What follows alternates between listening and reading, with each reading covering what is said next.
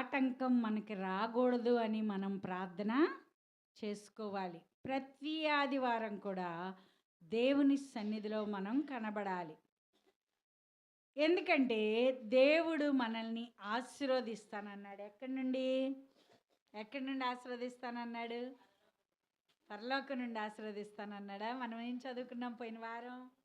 నేర్చుకున్నాం పోయిన వారం. ఎక్కడి నుండి ఆశీర్వదిస్తానన్నాడు?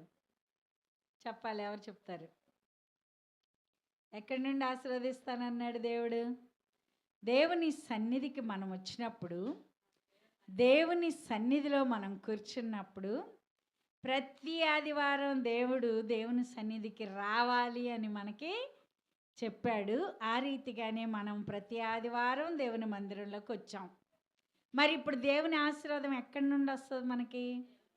దేవుని మందిరంలో నుండి మనకి ఆశీర్వాదం వస్తుంది. ఈ సంగతి తెలియక చాలామంది అంటారు, మేము దేవుడిని ఎక్కడుండైనా సరే ధ్యానం చేసుకుంటాం.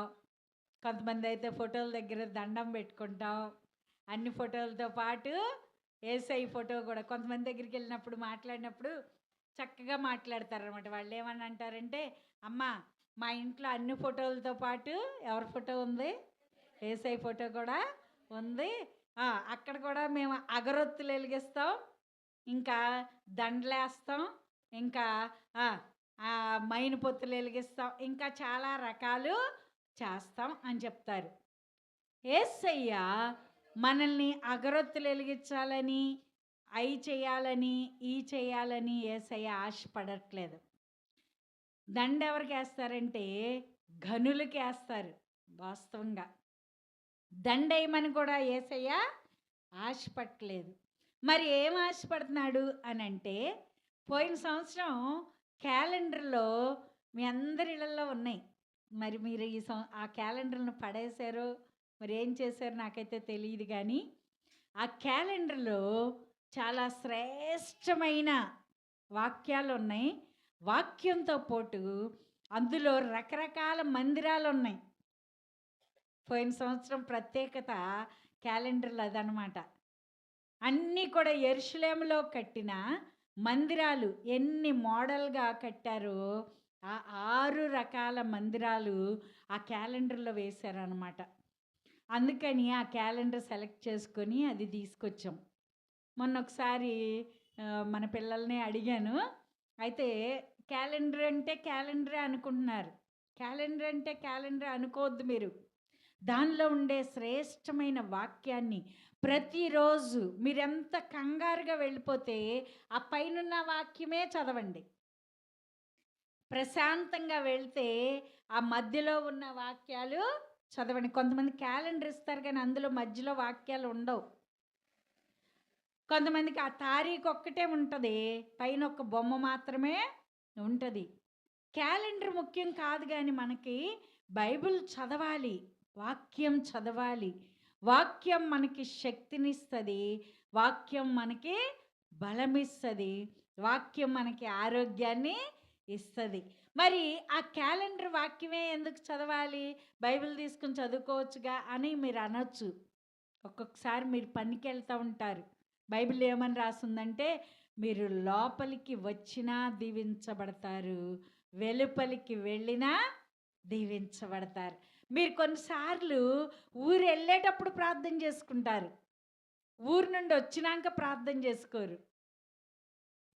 అలా కాకుండా మనం ఏం చేయాలంటే, ఊరు వెళ్ళేటప్పుడు ప్రార్థన చేసుకోవాలి, వచ్చిన తర్వాత కాళ్ళు కడుక్కుని గుమ్మలోకి రాగానే, లోపలికి వెళ్ళిపోయినాక కాదు, గుమ్మలోకి రాగానే ప్రార్థన చేసుకోవాలి. అలా చేసుకున్నప్పుడు చిన్న మాట, ఆ చిన్న వాక్యం మనం చదువుకుని ప్రార్థన చేసుకుంటే దేవుడు ఇంకా మనకి మంచి శక్తిని ఇస్తాడు.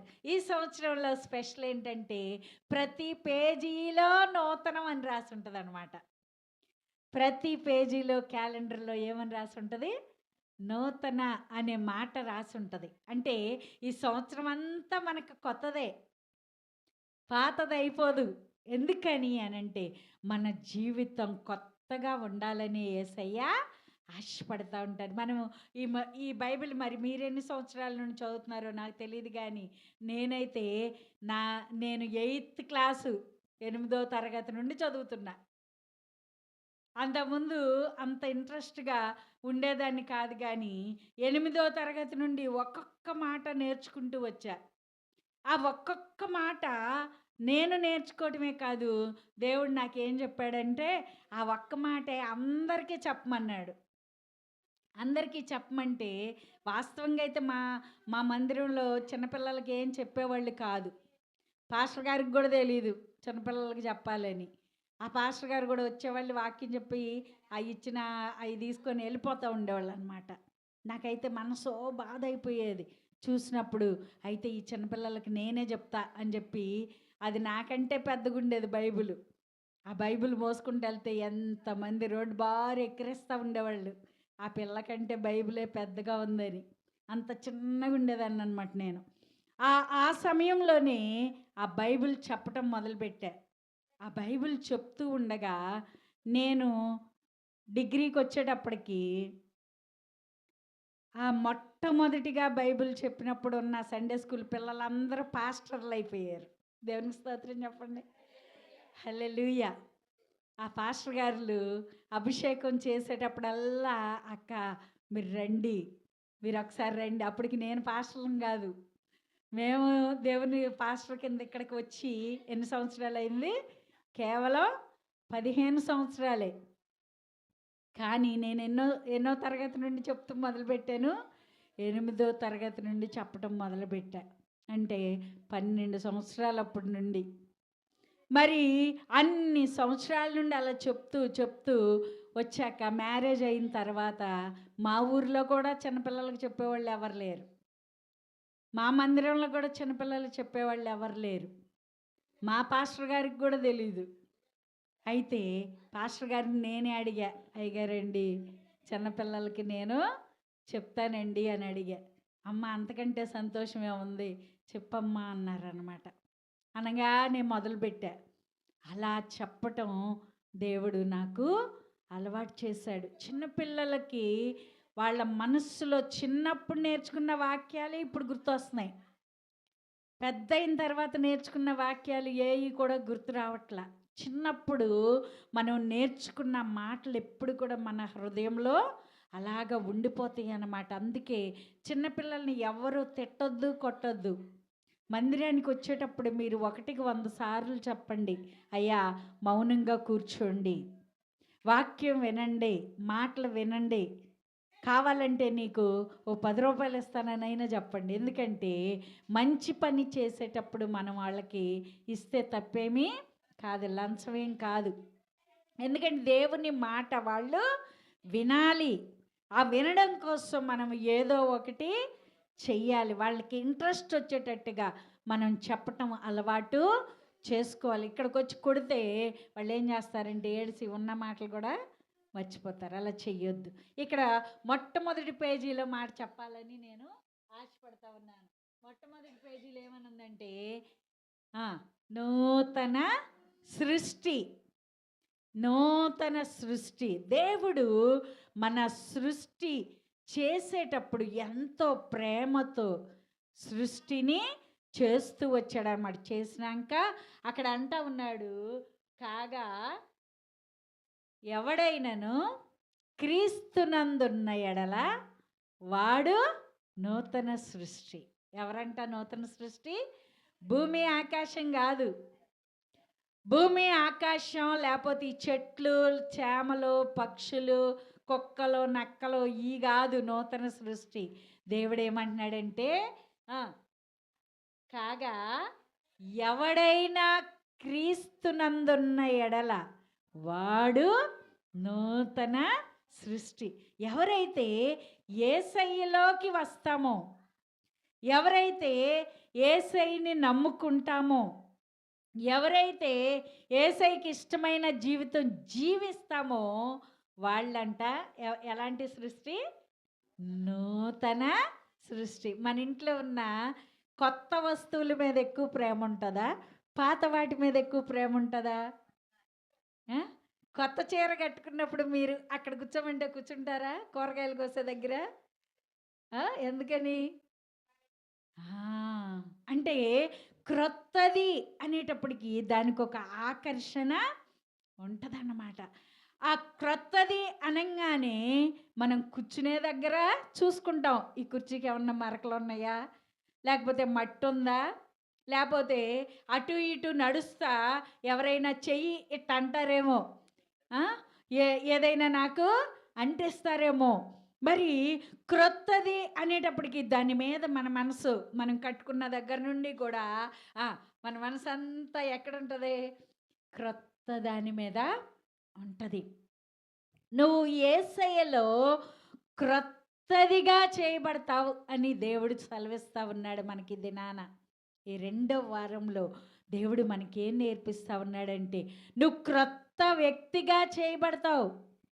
క్రొత్త వ్యక్తి మీద ఎంత నీ వస్తువు మీద ఎంత నువ్వు ఇంట్రెస్ట్ చూపిస్తున్నావో, క్రొత్త వస్తువు మీద నువ్వు ఎంత ప్రేమ చూపిస్తున్నావో, క్రొత్తది అనగానే నీ మనసంతా దాని మీద ఏ రీతిగా ఉంటుందో దేవుడు కూడా తన మనసంతా ఎవరి మీద పెడుతున్నాడు? క్రొత్త వస్తువుల మీద, క్రొత్త వాటి మీద పెట్టినట్టుగా నీ మీద పెడతా ఉన్నాడు. నిన్ను ఎలా చేయాలని ఆయన కోరుకుంటా ఉన్నాడంటే క్రొత్తగా చేయాలి. నా బిడ్డని ఏ సంవత్సరానికి ఆ సంవత్సరమే.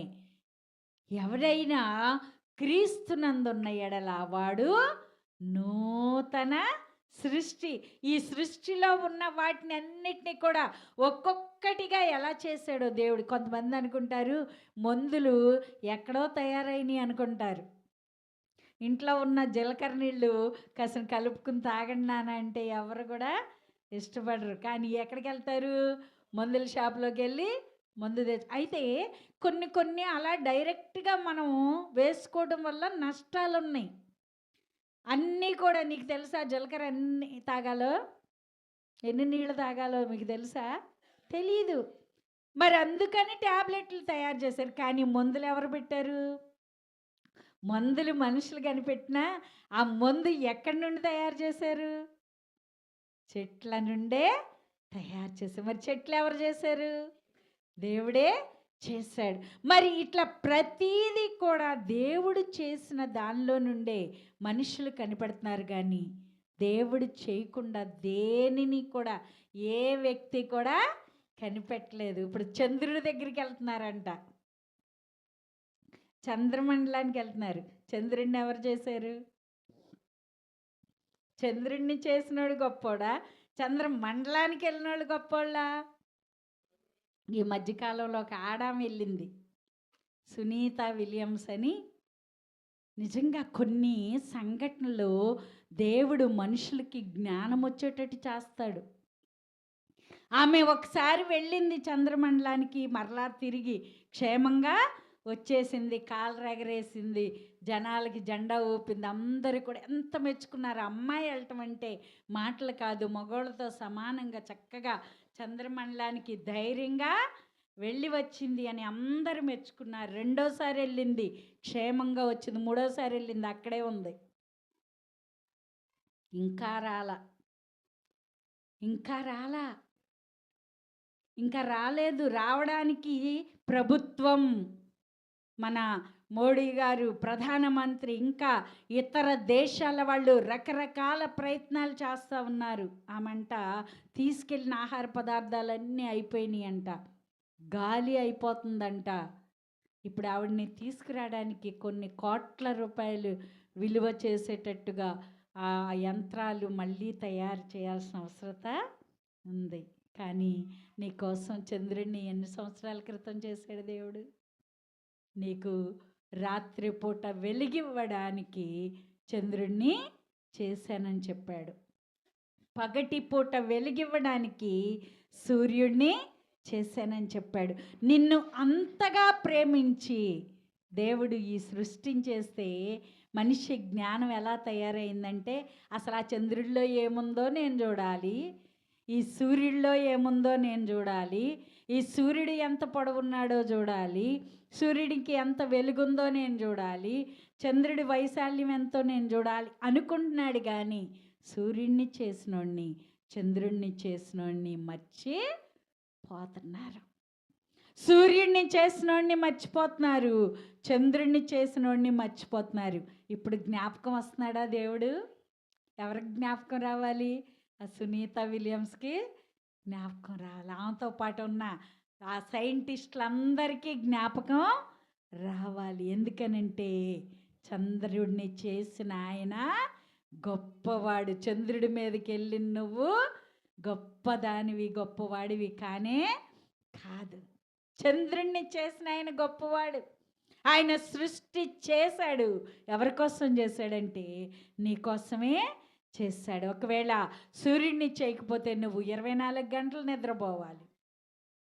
కొన్ని దేశాలలో ఎల్లప్పుడూ చీకటి ఉంటుంది, కొన్ని దేశాలలో కొన్ని గంటలు వెలుతురుంటుంది, ఆ తర్వాత చీకటి ఉంటుంది. కొన్ని దేశాల్లో దేశమంతా పగలే ఉంటుంది. కానీ మనది మంచి దేశం. మనకి రెండు కూడా ఎలా ఉంటాయి? సమానంగా ఉంటాయి. నిన్ను నిజంగా ఎంతగా ప్రేమిస్తే నువ్వు దేవుణ్ణి స్తుతించడానికి ఒక్క ఆదివారం మందిరంలోకి వస్తే నీకేమొస్తుంది? నిద్ర వస్తుంది. నీకేమొస్తుంది? అలసట వస్తుంది. పనికెళ్ళి పని చేయకపోతే యజమాని ఊరుకుంటాడా? ఊరుకుంటాడా? కోతకెళ్ళి కోత కోయకుండా నాకు కాళ్ళు నొప్పులు వస్తున్నాయి, నా నడువు నొప్పి వస్తుంది అని మనము గట్టి మీద కూర్చున్నాం అనుకోండి, ఇస్తాడా కూలి? ఇవ్వనే ఇవ్వడు. ఎందుకంటే మనం ఏ పనికి వెళ్తామో ఆ పని చక్కగా మనం చెయ్యాలి. ఇందాక నాని అంటున్నాడు ఏమనంటే 2 గంటలేగా అమ్మగారు, 2 గంటలేగా మనం మందిరంలో ఉండేది అంటున్నాడు. ఈ 2 గంటలు నువ్వు దేవుని సన్నిధిలో ఎలా ఉంటున్నావు? ఎలా కూర్చుంటున్నావు? ఎలా కష్టపడి నువ్వు కష్టపడిన కష్టానికి రూపాయి వాల్యూ ఇచ్చావు, కానీ నిన్ను సృజించిన దేవునికి నువ్వు 2 గంటలు దేవుని సన్నిధిలో చక్కగా శ్రద్ధగా కూర్చుని వాక్యం వినలేవా? 2 గంటలు వింటే నువ్వు ఎలా మారుస్తాడంట దేవుడు? నిన్ను నన్ను ఎలా మారుస్తాడంట? నూతన సృష్టి, నూతనంగా మారుస్తాడు. ఏం మారుస్తాడు అంటే నీ హృదయాన్ని మారుస్తాడు. మనం చెప్పుకున్నాం, ఏ హృదయం దేంతో నిండి ఉంది?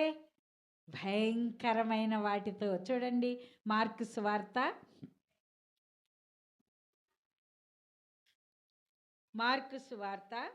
7వ అధ్యాయము 21వ వచనం. లోపలి నుండి అనగా మనుషుల హృదయంలో నుండి దురాలోచనలు, జారత్వము, దొంగతనము, నరహత్యలు, వ్యభిచారములు, లోభములు, చెడుతనమును, కృత్రిమమును, కామ వికారమును, మత్సరమును, దేవదూషణయు, అహంకారము, అవివేకము వచ్చును.